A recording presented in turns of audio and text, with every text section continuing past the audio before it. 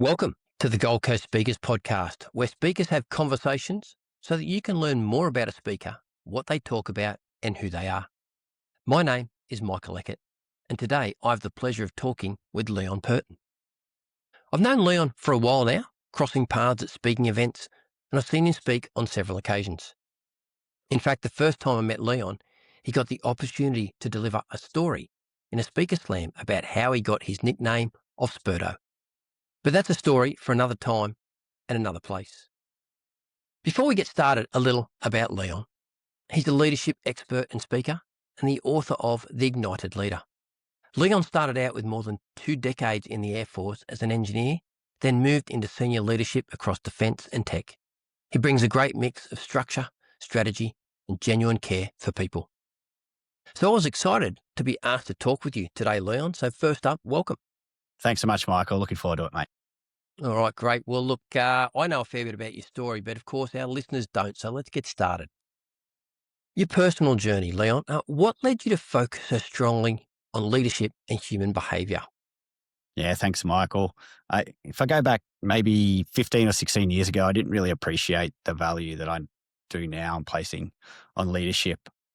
And what happened for me 15 years ago was I was promoted to squadron leader in the Air Force. So the first time you really move from individual contributor to first level leader.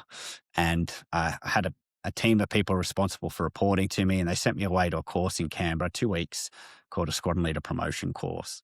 It was on that course we covered many things like famous military campaigns, a little bit about military admin, how to supervise and manage people in the military and people in the public service. And we did one small session on coaching conversations. And I was on that course and I was vastly underwhelmed by the level of training we were getting as leaders to be such significant position in the Air Force, the part where you start to really shape organizational performance and outcomes.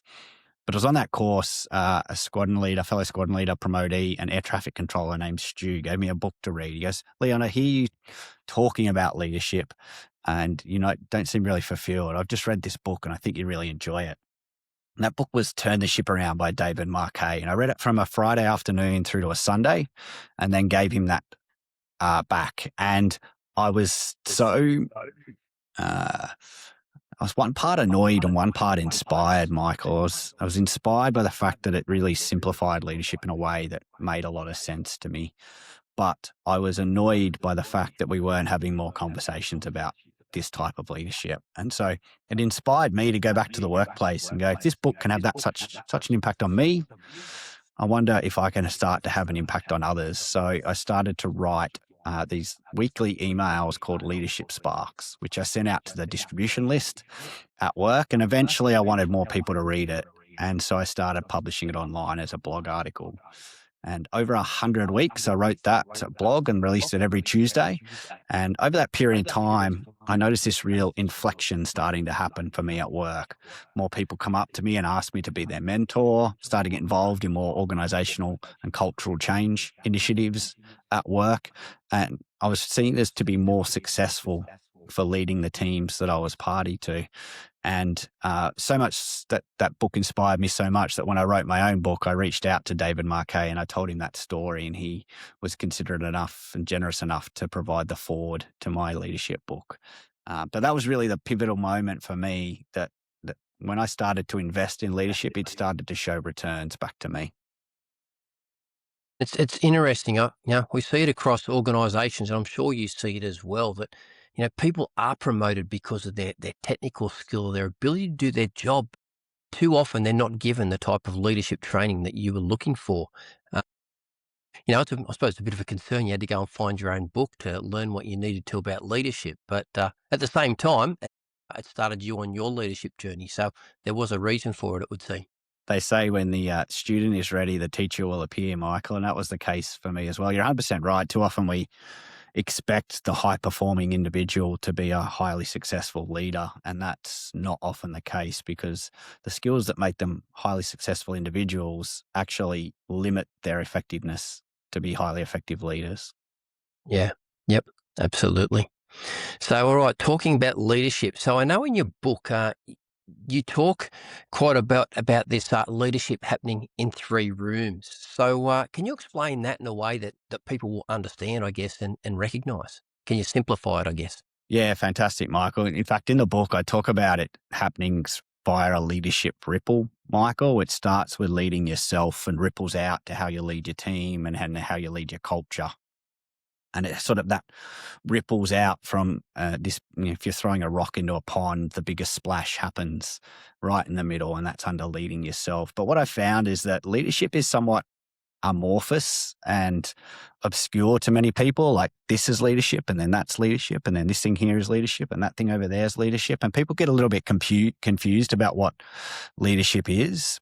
And so what I've tried to do is to make it a little bit more accessible. I've gripped it up into this analogy of the three rooms of leadership, Michael. And it's really around your leading yourself happens in the inner room, which is how you think, act, react, and how well you know your strengths and weaknesses.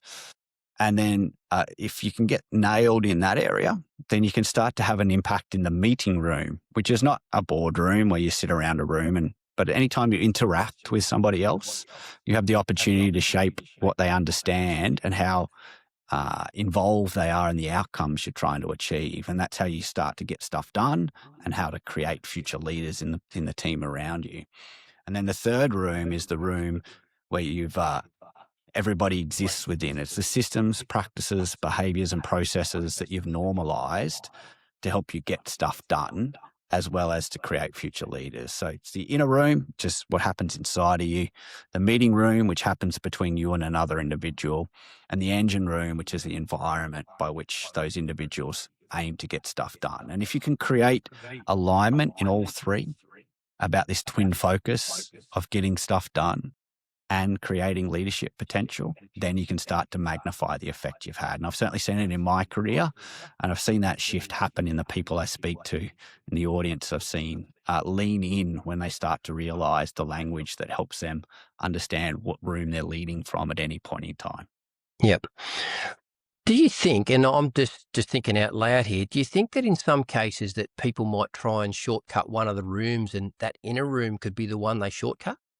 The inner room is the hardest one, but it's the Yeah. most important one, Yeah, Michael. absolutely. Surely it's the foundation, but I guess from my observations, I think if now that you describe those three rooms, I'm thinking people are pretty keen to get into the meeting room and Yeah, the engine room, right? Because that's all the external stuff. But often they bypass that inner room, which of course is going to be the foundation, isn't it? it is. One of the things I've noticed, Michael, is it's an analogy or a Leonism that I picked up from somewhere is before you know yourself, you talk at people. Once you know yourself, you talk with people. I And like for it. me, that's the fundamental difference between what I call a self-aware leader and somebody who's struggling with that internal alignment and awareness. And the other analogy is, I'm sure you've had conversations like this, Michael, if maybe not everybody's a tennis player, but the person you're speaking to just loves to hit serves. They're not interested in having a rally. They're just waiting for you to stop speaking so they can smack another serve your way. Those are the types of people that lack that internal alignment and self-awareness. So I've seen that happen. I've seen it. I've lived it myself, where I was a bit of a tell-it-all, know-it-all leader, trying to make people understand the decisions rather than help them learn why the decision was important. And those types of things come from me not being particularly externally self-aware. Yep. Okay. Well, you sort of started to lean into that there where you're going, but what changed for you when you realised that your own self-awareness was limiting your leadership? So you started to touch on that there, but did you want to expand on that a little bit more? Yeah. So but what I found, Michael, was that I mentioned to you in the introduction that I was quite successful at work. I was achieving things. I kept getting awards and commendations for my efforts. I was promoted slightly ahead of my peers for that effort, all because I was a highly successful individual contributor. But what I found, Michael, was that even though I was super successful at work, I was feeling like a failure at home. I was struggling in my marriage. We ended up getting a divorce. We turned into two very good co-parents, but we weren't very good as a couple in a relationship. Had two young children. I felt like I was failing them. And so I had to go through this incongruency where I was highly successful in one life aspect and felt like a failure in the other life aspect. And that forced me into a psychologist's office. And I was sitting in the psychologist's office trying to understand those motivations, why I was excelling in one and struggling in the other. And what I realized was, Michael, is that I was wearing masks in each individual arena that I was showing up. So I was showing up as the highly productive Air Force officer with this mask on, and then I'd take that mask off and I'd go and play sport with my mates, and I put the Joker sporty mate face on, and then I'd take that mask off and I'd go home and I'd try and be the dad and be fun dad guy, and I'd take that mask off. And what I found was that I struggled to take the masks off and on again. Yep. And I thought I was being a chameleon and doing it elegantly, but it turns out I was just struggling in all of the different arenas I was in. And so for me, a decision in a psychologist's room going through a divorce to take all the masks off and to start just showing up as me. But to do that, I need to work out who I was. And so I needed to be really clear about who I am, what motivates me, what I love and enjoy doing, why do I avoid doing certain things, and why does that make that hard? How do I want to show up for the people around me? How do I bring more alignment to my life? And it's only through that introspection and reflection that I built this really solid foundation for how I want to show up in the world.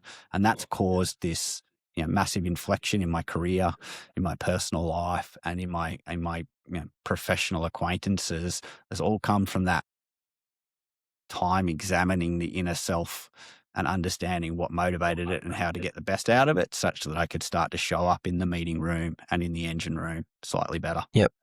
Yeah, absolutely. That work in the inner room is super important. And once you do that, as you said, you can be the same person that you are wherever you go. And that's the end result. That's actually the easiest one to be, isn't it? Once you work out Absolutely. who you are and you don't have to put on a mask or change, and that's the easiest way to live life, but it doesn't always work that way. So anyway, good that you've managed to find that way there. So, all right, I want to flip the script a little bit here. I now want to talk about, if I'm sitting in an audience and I'm listening to you speak, what typically am I going to feel or potentially do different after I hear you speak?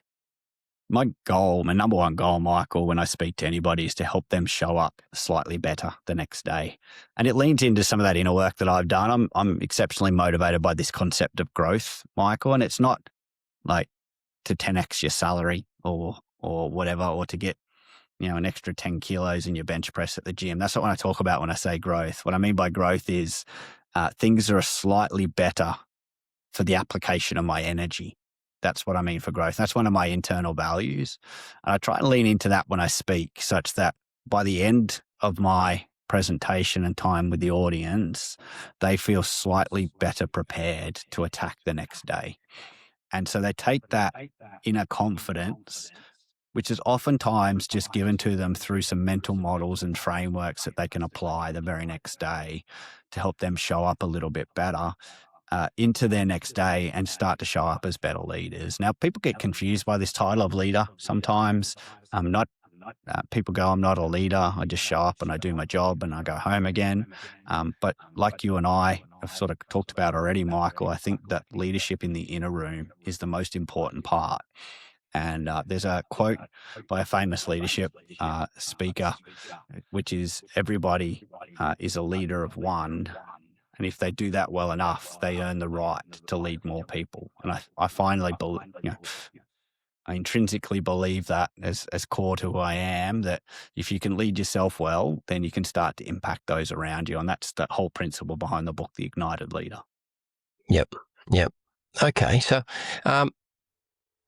you sort of covered this, but I think we can spend some, just a little bit more on it. So, how does your work then land with those people who don't see themselves as leaders? Because you sort of covered this, but at the end of the day, whether it's self-leadership or leading others, we are all leaders. So those people that sit in the room and think, well, I'm not in a position of leadership. How do you try and get that message across to them that you're talking to them about their personal leadership first and the rest will potentially follow? Yeah, it's one of those things, Michael, that some people, because they don't have manager in their title or don't have something like that, that they feel like they're not a leader. And one of the fundamental mindset shifts that I hope to get people through during my presentation is that everybody has to lead this. Everybody's got to choose to make a difficult decision. Do you choose to get up and out of bed to go to work each day instead of stay at home? Do you choose to maybe go for a run on a Tuesday afternoon instead of sit on the couch? Do you choose to have a conversation with a loved one about some boundaries that are challenging your relationship? Each of those is an individual leadership moment. Yep. Anytime you choose the harder path over the easier path is an internal leadership moment.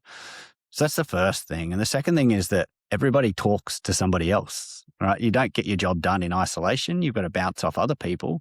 That means you've got to interact with other people. And that happens in this meeting room where you engage with other people. So everyone has an opportunity to lead in those moments. Maybe you're not leading a big organizational outcome, but maybe you're leading the fact that I think this idea has merit. Maybe you're leading the fact that I can see this other team member that needs some support and I want this other person to help me with supporting them.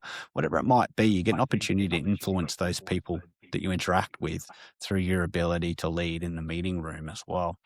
And then even if you don't lead a team, you're still party to a culture, setting a culture, normalizing systems, working out what processes and behaviors best serve your outcomes and which ones detract from it.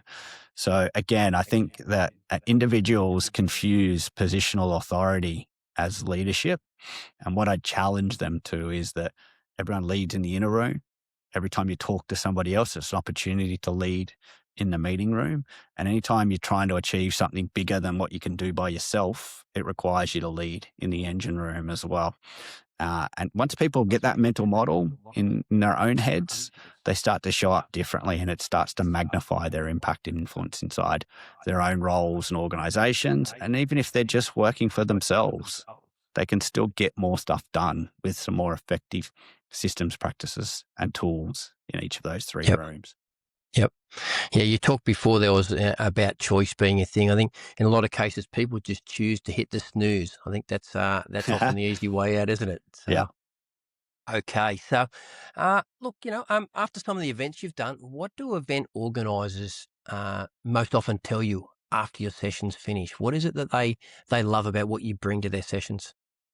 I think I did an event, in fact, just last week, Michael, with a large group of people, and the event organizer came up to me afterwards and said, "Leon, thanks so much for that. I could see people nodding as you were talking in the room, and I saw plenty of people take their phones out and take some photos of your slides and take notes down. I can see that they're going to take away some positive impact from your presentation." And so that was really impactful for me. And I had a few people come up to me afterwards saying, "I really loved this part of your presentation.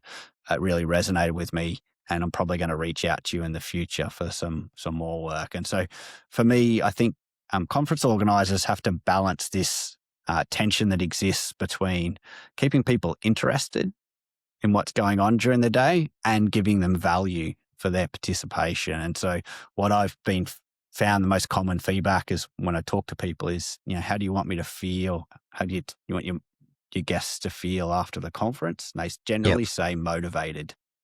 And so that's what I try and give them is motivated. Make leadership accessible, make small daily habits and behavioral changes easy for them and help them show up as a slightly better leader the next day. Yep. Yep. I think that's really important too. But some great things there when people are taking photos of your slides and they come up and they don't just say, "Oh, that was great," but they're actually specific.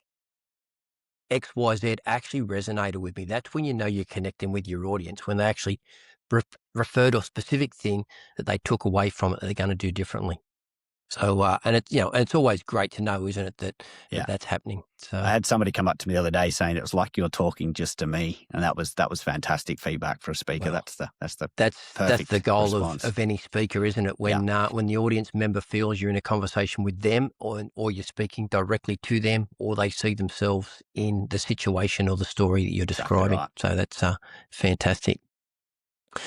All right, so back to some leadership practice stuff. So, what's being normalised today that you think is doing more harm than good in the leadership environment?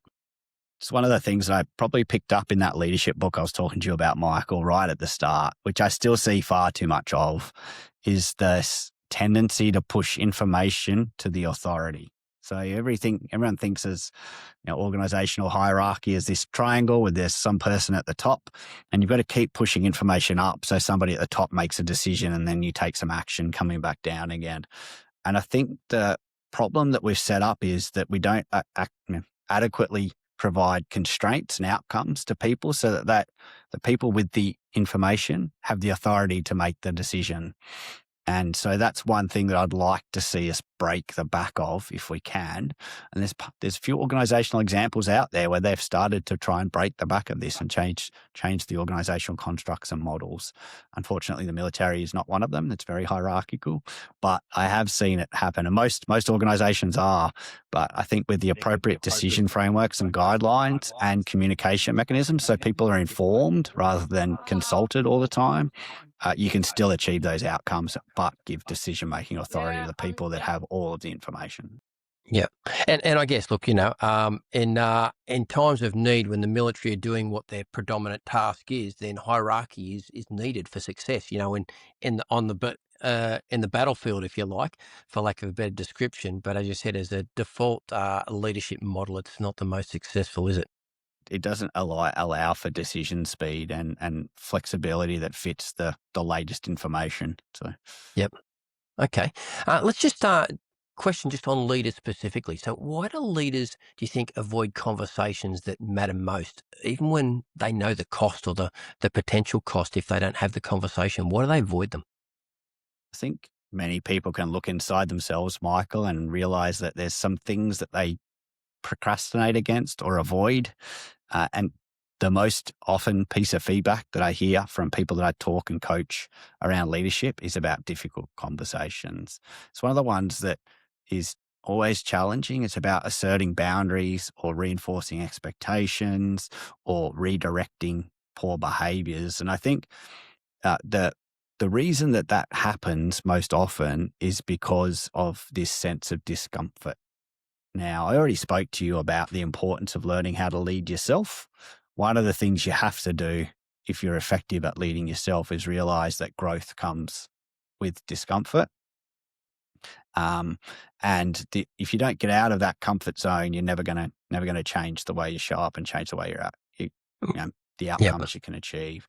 And so most people acknowledge that there's a gap in their ability to solve problems, but what I've seen inside leaders is they often don't have the tools to be able to help them in those moments. And what I'd encourage leaders to do, just one small takeaway, is that feedback conversations should be in two flavors. The first is reinforcing conversations, which is when you catch somebody doing something well and you want to reinforce that behavior. The second is redirecting, which is when you catch somebody doing something that you don't think is in the outcome of it and you want to redirect it in a slightly different outcome. Now, that's not telling somebody that they're an idiot and they mucked up or they're doing something wrong. It's saying, when I noticed this, I felt like that we could have been more effective if this had happened instead. And Sure. here's a conversation I want to have. So for me, those people that have struggling with difficult conversations, try and use the words redirecting instead of critical feedback or criticism or areas for improvement, which often have more negative connotations in people's minds. Yep. Oh, look, certainly anytime you use the word critique or anything, that comes from the word critical, doesn't it? It does. So, Yeah. but I think what you hit the nail on the head there was that leaders aren't given the tools to have these conversations. And while some people it comes naturally to have that, majority of people it doesn't. So, as I said, if they know that this is not going to go well because they haven't been given the tools, they are likely to potentially avoid those conversations, aren't They are. And I've seen it happen over and over. I've felt it myself, Michael, in situations when I've been leading, knowing I should be talking to somebody about this thing that's not quite going as I think it should. they? Yep. Okay, so look, probably got time for another question here before we wrap it up. So, what problem do you help event organisers solve when they bring you in? So, if you were to say, what problem are you going to help us solve today if we have you here, Leon? What do you think that is? So I think there's the most impactful stories presenters that I've been around, Michael, weave three things together. The first is interesting story that breeds empathy and association with information. The next is actionable, is data or information that's relevant to where they are right now. And the third is actionable takeaways that people can take away and use straight away. And I try and be a speaker that weaves those three things together. So that if event organisers need somebody that can develop empathy with the audience through emotive storytelling, can give them valuable information and data to support that story, and then educate them on actionable takeaways that they can take away tomorrow and show up as a slightly better leader because of that, then I'm the person that I'd love for them to think of and reach out to. Yep, love that. And I have seen you speak, and I can certainly say that you do all three of those things. I've sat there on the edge of my chair listening to you tell during stories that stir, Yeah, and I know that you're always going to back it up with the data to support it. So, and most importantly, we need something we can take away, don't we, from the agreed. talk? So, right. Well, Leon, did you have any closing remarks or comments you want to make before we wrap this one up? I just want to acknowledge you, Michael. Thanks so much for holding space for my questions and getting through that. And I look forward to talking to people that are going to reach out to the Gold Coast speakers community about how I can help them with their filling out their speakers on their event list. Thanks, All right. Michael. Well, look, thank you for joining us today on the Gold Coast Speakers Podcast. If you would like Leon, to speak at your next event right here on the Gold Coast or somewhere else for that matter, and I can personally recommend him, of course, as I've said, then head over to the Gold Coast Speakers directory at goldcoastspeakers.com.au. And you can find all the links and contact details for Leon and a whole range of amazing speakers. So, Leon, thanks again for your time today and allowing me the honour to have this conversation with you and getting to ask the questions. So, thank you very much and bye for now. Thanks, Michael. Thanks for tuning in to the Gold Coast Speakers podcast. If you love this episode, share it with someone who needs to hear it. And if you're looking for your next speaker or even ready to step onto more stages yourself, you know where to find us. goldcoastspeakers.com.au. I'm JJ Person Jones, founder of Gold Coast Speakers. And until next time, keep showing up, keep showing your voice and making waves.